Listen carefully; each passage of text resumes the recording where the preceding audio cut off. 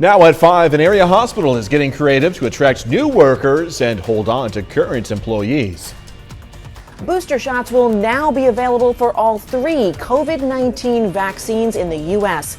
I'm Deborah Alfarone at the White House showing you if you're eligible and when you could get it. The 4 states' most watched news starts now.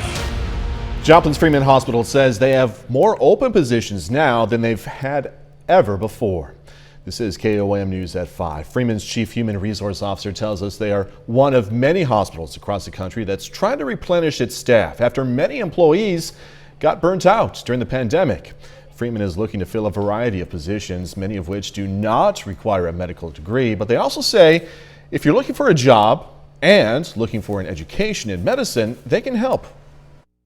We have developed our own scrub tech program, and that is where we hire, you may not have any experience at all, but you're interested in healthcare and interested specifically in the OR. We have a very comprehensive program that we train and educate, and they're right on site, and then they just roll right into that position. Freeman also has a need for nurses, and their chief nursing officer discusses that tonight at 6. Doug Gady joins us now. First look at the forecast. Chilly start to the day today. Yeah, it was kind of chilly out there, but it's turned out to be a pretty nice afternoon. We've had mostly sunny skies across the region. This is going to set us up for a great evening of high school football, of course, over the next few hours, but pretty much clear skies. Not much is going on here, but we are going to start to get some showers and thunderstorms developing along the Kansas and Oklahoma state line as we go through the overnight hours tonight. I think this is mainly going to be after high school football, but we have the potential to get really heavy amounts of rain. Low to mid 70s right now. We'll drop back into the 60s for all the high school football games, but look at the clouds increasing. Then spotty showers and thunderstorms start picking up, especially after midnight. So we'll have scattered showers and thunderstorms and then really come together as a huge complex that's going to drive through as we go into tomorrow morning. We could get some flash flooding as well. We have a big severe threat on Sunday. A lot to talk about here in just a bit. All right, Doug, thank you. Nearly 200 Americans are still seeking to leave Afghanistan. The State Department informed congressional staff yesterday it's in touch with 363 U.S. citizens in the nation, and 176 of them want to leave. That's according to the 2 sources familiar with the call. The numbers underscore the ongoing challenge the Biden administration faces as Americans continue to come forward to seek help in leaving Afghanistan in the wake of the Taliban takeover and the chaotic U.S. withdrawal. Former President Donald Trump is getting his day in court in his attempt to block White House records from January 6th investigators. A federal judge has set a hearing for November 4th. The House Select Committee requested the documents and records in its investigation into Trump's role in the January 6th insurrection. However, Trump is claiming executive privilege to stop that from happening. His lawyers say the request is, quote, untethered from any legitimate legislative purpose. Well, federal regulators have now signed off on the use of booster shots for all 3 COVID-19 vaccines currently in use here in the U.S. Next up, they're going to discuss authorizing the vaccines for kids ages 5 to 11. Reporter Deborah Alfarone has more details from the White House. The CDC signed off on booster shots for the Moderna and Johnson & Johnson vaccines, making millions more Americans now eligible for increased protections. Boosters are free, no insurance or ID required, and getting a booster is easy and convenient. In fact, boosters are available at over 80,000 locations across the country. Johnson & Johnson recipients 18 and older can get a second dose 2 months after their first shot. Moderna users who were fully vaccinated 6 months ago can also get a booster if they're 65 and older or at high risk of infection.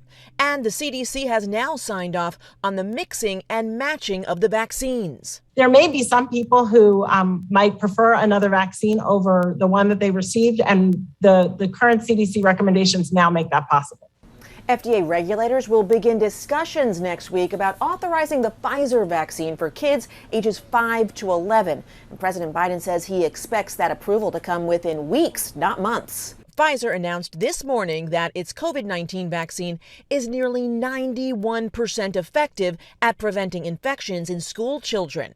The White House says combating vaccine hesitancy is a key part of their vaccination plan for children. We have seen over time comfort with vaccines with more and more rollout. We saw that with adults. We anticipate we will see that increased uptake with children as well. A recent poll shows roughly 1/3 of parents say they will definitely vaccinate their children. About a third want to wait and see, with another third resisting it altogether. Deborah Alfarone, CBS News, the White House. An independent FDA advisory committee is scheduled to begin discussing vaccinations for kids ages 5 to 11 next Tuesday. CDC is scheduled to take it up the week after that. That puts the Pfizer vaccine on track for approval sometime in early November. Investigators in New Mexico say one person was killed, another injured when actor Alec Baldwin filed a prop gun. He fired it on the Western movie set for the upcoming film Rust.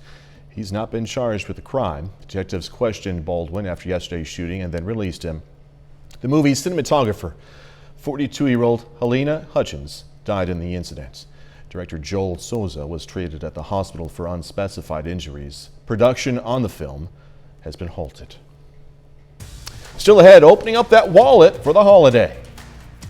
Halloween spending could hit a record this year. I'm Naomi Ruckham with what Americans are buying and why supplies may be limited in some places. And next in Health Watch, the USDA announces plans to reduce the number of Salmonella outbreaks. In today's Health Watch, brain fog in many COVID-19 patients can linger for months, even for some who were not even hospitalized. A new study looked at how cognitive impairment persists in COVID-19 patients. Researchers conducted a series of cognitive tests in 740 COVID-19 patients who had no history of dementia. Hospitalized patients who were more likely to have brain fog, but nearly a quarter of those studied had persistent memory problems. The researchers said lingering memory problems in COVID patients could impact long-term treatment and have occupational concerns.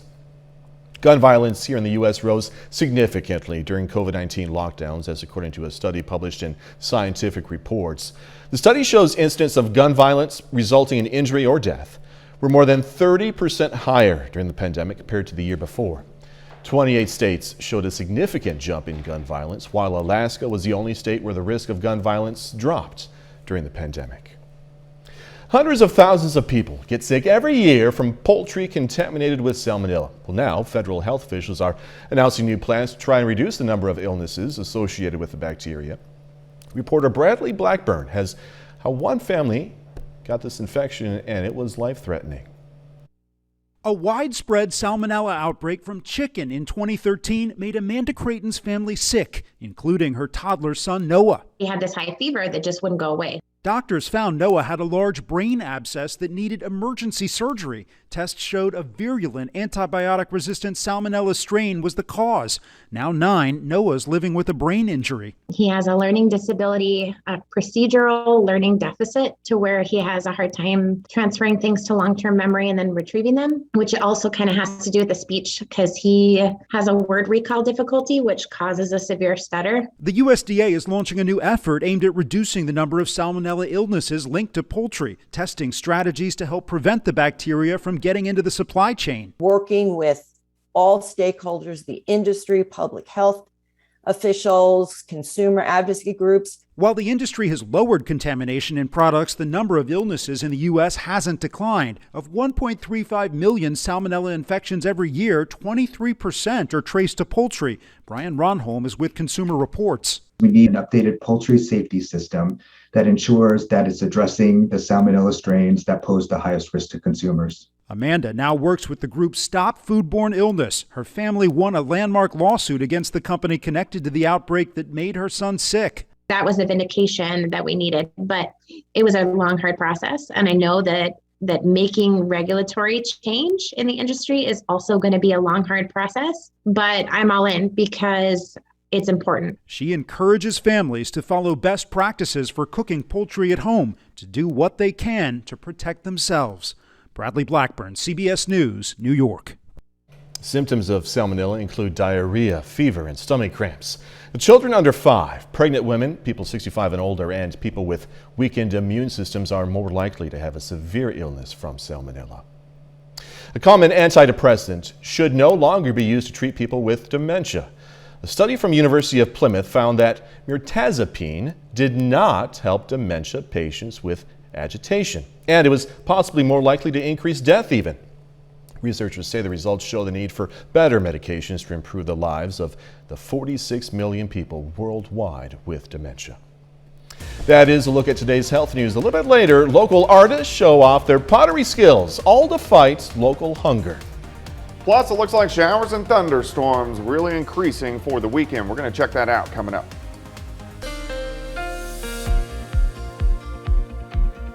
Well, it turned out to be a pretty good Friday for us today. Temperatures have warmed up after a chilly start into the low to mid 70s across the region, which is a couple notches above where we should be for this time of the year. And it looks like we're going to set up to have a fantastic evening for high school football. Most of us low to mid 70s, a little bit warmer in our western counties on the Kansas and the Oklahoma side, but it looks great. 7th range line, we're looking northwest, currently sitting at 72. Southerly winds at about 10. Relative humidity is fairly low at 41%. We're going to drop back through the 60s, 50s, eventually upper 50s to near 60 later on tonight, but temps great for high school football as we're going to be sitting into the 60s for most of the games. All right, nothing is going on here. Most of the Central Plains look pretty good, but we're going to start to get some scattered showers and thunderstorms right along the Kansas-Oklahoma state line late this evening. It's going to become a big complex and then start plowing east through the region during the overnight hours tonight. And then our main wave will kick in by the time we head into Sunday afternoon. So let's go through the evening hours. Looks great. We are going to get clouds increasing, but I think we'll be dry for high school football. But by midnight, we'll start to get some spotty showers popping up. After midnight, these will continue to increase and kind of go into a big batch of showers and thunderstorms. And some of these storms could be strong where we get some small hail, maybe some gusty winds, but I'm not expecting anything severe, but we could definitely get some very heavy amounts of rain. So here's tomorrow morning, bands of showers, thunderstorms all morning long. It's going to be pretty much raining, and then I think by the afternoon, this will start to press out of the region, but at least the first half of the day, showers and thunderstorms, and then we look okay by the time we head into the late afternoon hours. I think we'll get a little bit of sunshine in here. 56 to start, 64 by noon, showers, thunderstorms, sunshine. We should pop back into the 70s by the time we head into the afternoon hours. Tomorrow night looks okay, and then late tomorrow night into Sunday morning, we'll get scattered showers and thunderstorms which are going to work through. So here's about the noon hour. Once we get rid of these, we'll get sunshine. The atmosphere will become a little bit more unstable, and then between about 3 and 7 p.m. we'll start to get scattered showers and thunderstorms popping up, and these will most likely go severe very quickly. Large hail, gusty winds, and we will have a tornado threat as we head into Sunday afternoon. So that is something that we want to keep our eyes on as we go through the weekend. All right, rainfall just tonight. A lot of areas could pick up a ½ inch to an inch, maybe 1 to 2 inches in a lot of spots. You can kind of see the bullseye from Joplin, Pittsburgh over toward Lamar. So we could get a little bit of flash flooding as we go through the overnight hours tonight. Then if we move to Sunday, you can see the highest severe weather threat really from Fort Scott, Pittsburgh, Miami points eastward, and 3 p.m. to 7 p.m. all modes, we're going to elevate tornado threat and put hail and wind in a high threat. So we want to watch that over the next couple days. Thunderstorms tomorrow morning, afternoon looks okay. Most of Sunday looks good. Thunderstorms late. Cooler Monday, some scattered storms Tuesday, but a much cooler week next week compared to what we've had this week. It's going to be an interesting weekend, right? Yeah, we'll have to pay attention. Yeah. That's what we have to do. All right, Doug, thanks so much. Some local artists got together for a special good cause. They spent time in the ceramic studio at Pitt State's Porter Hall making bowls that are going to be used in the Artists Against Hunger event later this fall. The event is going to be similar to the Empty Bowls events hosted in Joplin, where local people can buy the handcrafted bowls and fill them up with food while helping those in need.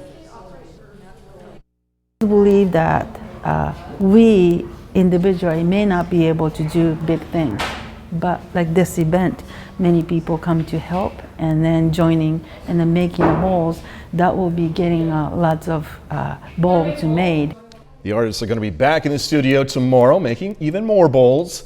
100% of profits from the event will go to local food banks. Coming up, Southwest Airlines reporting millions in losses after mass flight cancellations. But first, we pause to honor a local veteran. Timothy Harris served in the U.S. Navy from 1976 to 1998. The Pittsburgh native received numerous awards over his 2 decades of service. We are proud to salute Chief Warrant Officer Timothy Harris, a 4-state hero. Topping today's Consumer Watch, Southwest Airlines says its recent meltdown cost the airline $75 million. Southwest warned investors to expect some hits to its revenue this quarter. It pointed to problems earlier this month that led to the cancellations of more than 2,000 flights. The company's revenue also suffered because of the pandemic. Southwest believes it lost $100 million in sales in August alone because of the surge, $200 million in sales in September. Rideshare company Lyft releasing some startling numbers in its first ever safety report. The 16-page document shows the company received about 4,100 reports of sexual assaults from 2017 through 2019. 360 of them were rape, and there were 10 reported deaths from physical assaults. In recent years, Lyft has rolled out ways to contact 911 through the app and a feature that checks in with drivers or riders if it senses something irregular. Overdraft fees shot up to a record this year. According to a new bank rate study, the average cost to overdraw a checking account climbs to more than $33 in 2020. It's a cash cow for the banking industry, with banks reeling in about $9 billion annually from the combination of overdraft, ATM, and certain other fees in recent years. Well, the nation's top infectious disease expert says trick-or-treating outdoors should be safe for young children, and it seems millions of families are planning to do just that. Reporter Naomi Ruckham explains. Come on, Kaden. Angel Calamarino came to Party City to stock up on Halloween items after the pandemic put a damper on last year's celebration. Do you feel like you're buying more than you did last year? Definitely. Many Americans are doing the same. The National Retail Federation expects Halloween spending to reach more than $10 billion this year, an all-time high. Last year I only spent about $50. This year I'm up to $200 so far. So I'm excited. Enter beware. Robert Lopez is also going big. It's almost like Halloween was canceled last year, and this year I want it to be festive. This year's festivities will include lots of trick-or-treaters dressed as superheroes. Spider-Man and Batman are both among the top 5 costumes for kids. And it's not just about humans. 1 out of 5 people are expected to put a costume on their pet. We have over 40 different pet costume options for our pets, and they are going like gangbusters, in fact. It seems there's a bit of pent-up excitement for Halloween. For sure, there's a ton of pent-up excitement, I think. Julie Rame with Party City says supply chain issues affecting retailers nationwide have created challenges for them as well. Had to jump through a lot of hoops, creative ways of renting our own ships and crates and things. So we are thankfully in a really, really good position. But other retailers are seeing sporadic shortages, so experts advise shopping now and not waiting. Naomi Ruckham, CBS News, New York. The National Retail Federation says the average family with kids is expected to spend nearly $150 on those Halloween-related items. Final check of the forecast next.